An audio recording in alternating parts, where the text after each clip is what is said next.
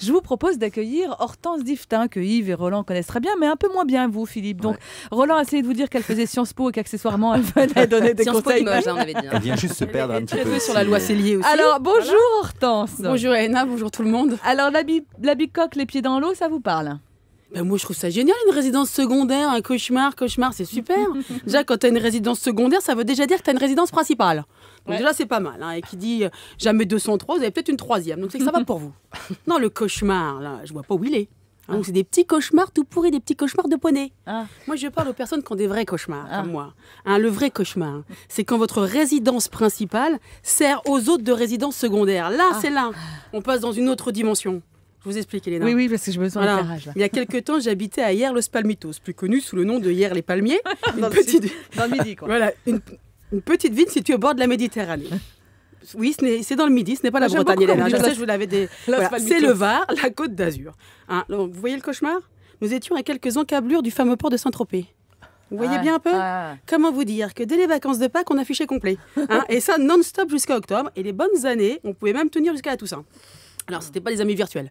Au début, si, mais au bout de 15 jours, non. Je me suis même retrouvée de nouveaux cousins. Enfin, c'est eux qui m'ont trouvé. Hein. J'ai toujours cru que ma tante, du côté de ma mère, n'avait jamais eu d'enfants. Eh bien, elle les avait bien cachés. Alors là, il y a des choses qu'on ne dit plus, hein, ou seulement à ses risques et périls, comme par exemple le fameux « on se téléphone, on se fait une bouffe ».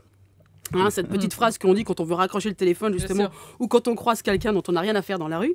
Ou alors l'autre phrase du même acabit, passe à l'occasion, ça me fera plaisir. Alors là, ces phrases qui n'engagent normalement absolument à rien, là, quand on habite sur la Côte d'Azur, il ne faut pas les prononcer, il ne faut même pas les penser. Alors qu'en Bretagne oui, mais encore. Alors moi, j'avais fait l'erreur. Hein. Du coup, nous nous sommes retrouvés répertoriés par ma nouvelle grande famille, hein, et par tous mes nouveaux amis et cousins, all inclusive, hein, pension complète. Il y avait que le voyage qui était à la charge du cousin. Alors moi, je me souviens un matin d'août, un dimanche, hein, je me souviens très bien parce que comme tous les dimanches, je m'étais réveillée à 6h. Les dimanches, c'est le jour le plus chargé de la semaine. Hein. Pour moi, il y avait les départs des uns et les arrivées des autres. Il fallait donc préparer les chambres, changer les draps, les serviettes et servir quand même le petit déjeuner. On parle bien d'un rêve, là, pas d'un cauchemar. Voilà. Et puis, il y en avait qui avaient proposé le coup de la boîte à idées. Hein. Et quand on m'a proposé de me faire creuser une piscine, parce que quand il y a du monde, hein, sur la Côte d'Azur, c'est quand même plus sympa la piscine que la plage. Là, je ne sais pas comment vous expliquer, j'ai eu un petit doute. Alors, j'ai demandé à un cousin qui passait par là, enfin, que je servais, tu vois.